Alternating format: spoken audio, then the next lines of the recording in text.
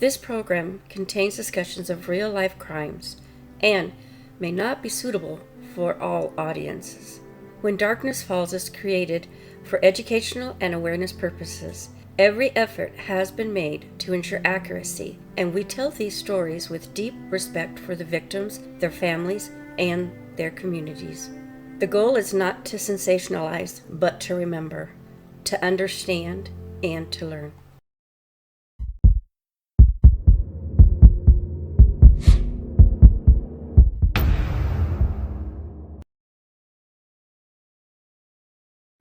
Some disappearances happen in the middle of the night, with shadows, silence, and mystery on their side. But what if someone vanishes in front of witnesses, in broad daylight, from a place as ordinary as a cafe?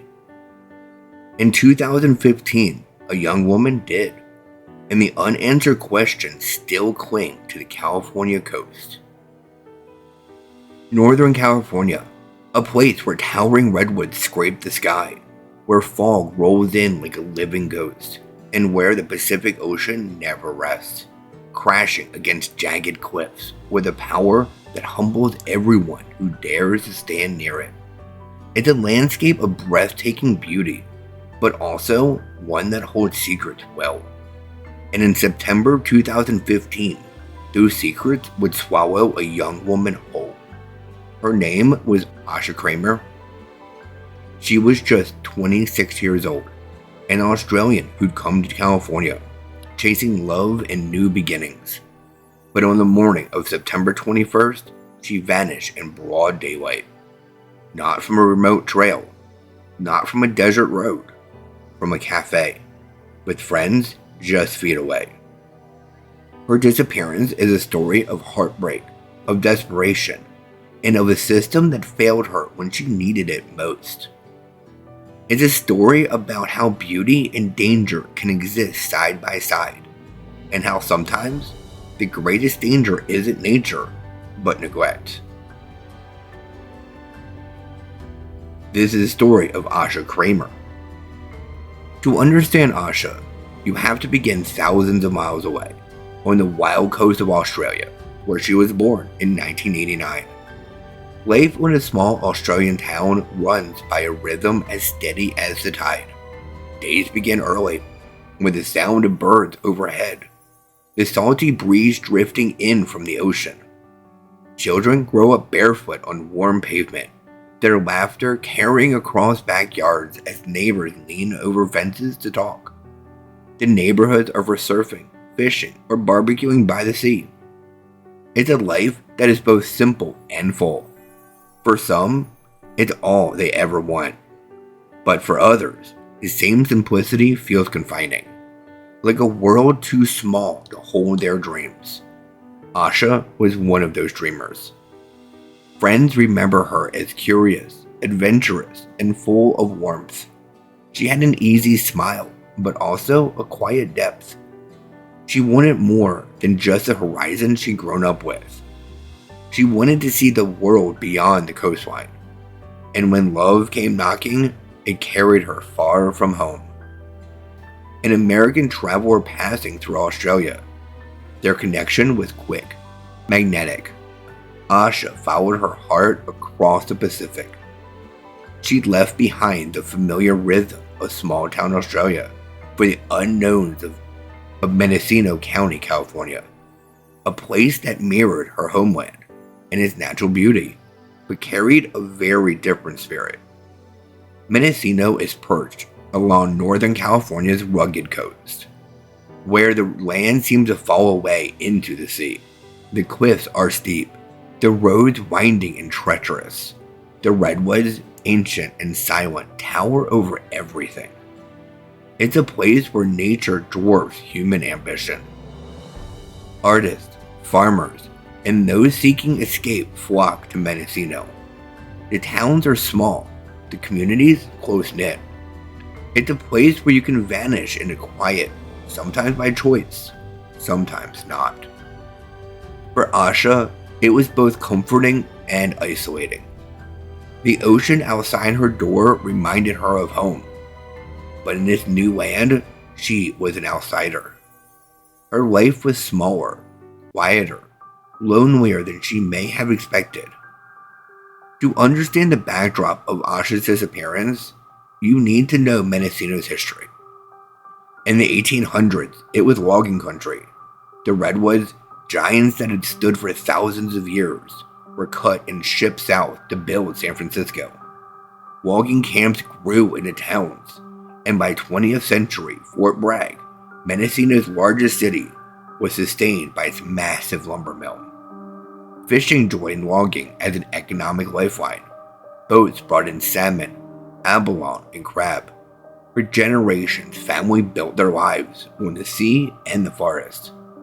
But by the early 2000s, the lifelines began to fray. The lumber mill shut down in 2002. Fishing quotas tightened. Jobs disappeared. Poverty crept in. Drug use followed. Mendocino became a place of extremes. On one side, wealthy outsiders bought summer homes, turning small towns into postcard-perfect retreats. On the other, long-term locals struggled to get by. It was here, in this landscape of both beauty and hardship, that Asha built her new life. She was young, in love, and chasing dreams, but soon, her life would begin to unravel. The first hints of trouble came quietly. In early September 2015, Asha's behavior began to change.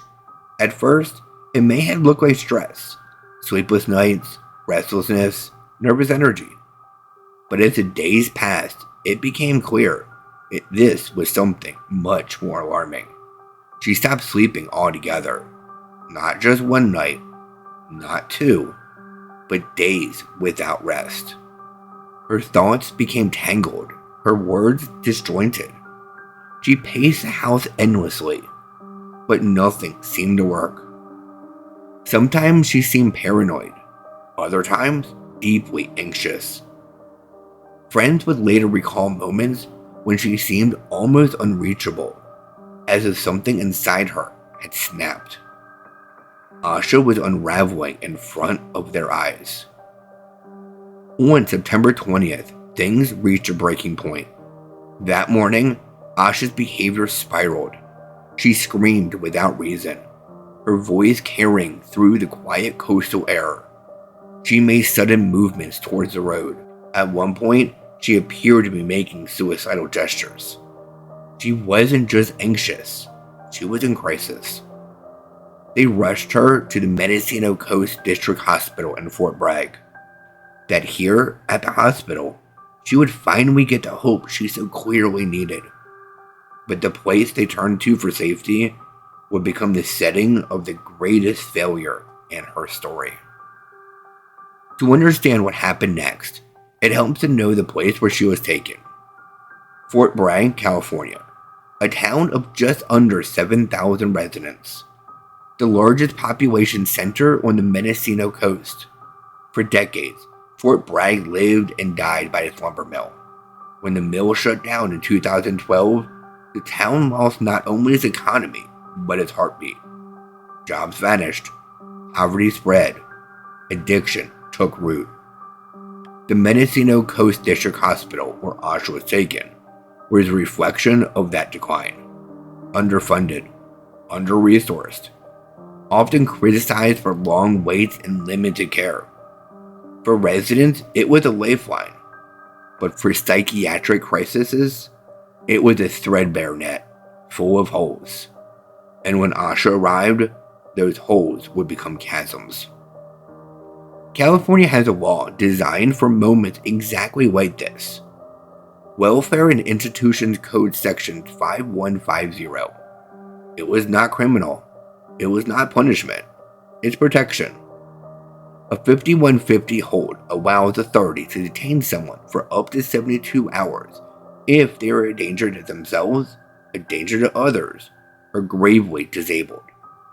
During that time, they must be evaluated, treated, stabilized, and advised of their rights. The law exists to prevent tragedy, and in that moment, Asha fit every criterion. But according to her family, that didn't happen. No vitals recorded. No psychiatric evaluation documented. No treatment provided. Within hours, Asha was released. Released back into the care of her boyfriend and her friend. No plan. No medication. No safety net. The system that should have caught her simply let her fall. And within 24 hours, she would vanish. September 21st, 2015, the morning Asha disappeared, decided to take her out for breakfast. They drove south along Highway 1 to Rollerville Café near the Point Arena Lighthouse.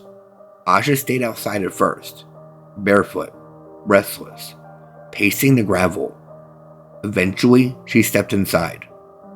Witnesses remembered her looking frail, unsteady. She walked straight to the bathroom. Moments later, she emerged. She didn't stop at the table, didn't speak. She walked out the front door, but Asha was gone. In those few minutes from the bathroom to the doorway, she vanished into the coastal fog. It was as if the earth itself had swallowed her whole. At first, they believed she couldn't have gone far, but hours passed. The search expanded. Helicopters, search dogs, volunteers. Cliffs, forests, fog. Despite days of effort, not a single trace was found. Not a footprint, not clothing, nothing. It was as if she had stepped into the mist and disappeared. In the days that followed, hope shifted to rumors. Sightings along Highway 1 in nearby towns, in San Francisco. Each one brought hope. Each one dissolved. When word reached Australia, Asha's mother flew in immediately. She plastered the coast with flyers. She stopped strangers. Please, she begged. She needs help. But days turned to weeks. Weeks to months. And the silence grew heavier. 4 theories emerged. Each one possible, each one incomplete. Wandering into the wilderness, an accident along the cliffs, abduction, or systematic failure, the hospital never intervening. Each theory leaves questions, and that's the cruelest part, the not knowing. Nearly a decade later, the silence remains. No confirmed sightings, no remains. No answers. Asha's mother continues to fight for accountability, for reform, for change. Because Asha deserved better. She deserved help. She deserved to come home. Now, if you or someone you love is struggling with a mental health crisis, help exists. In the US, dial or text 988. Asha Kreimer's story is not just about loss. It's about accountability. It's about change. It's about making sure no one else disappears, unseen, in the cracks of a broken system. Now until next time, please stay safe, look out for one another, and lock your doors. Bye for now.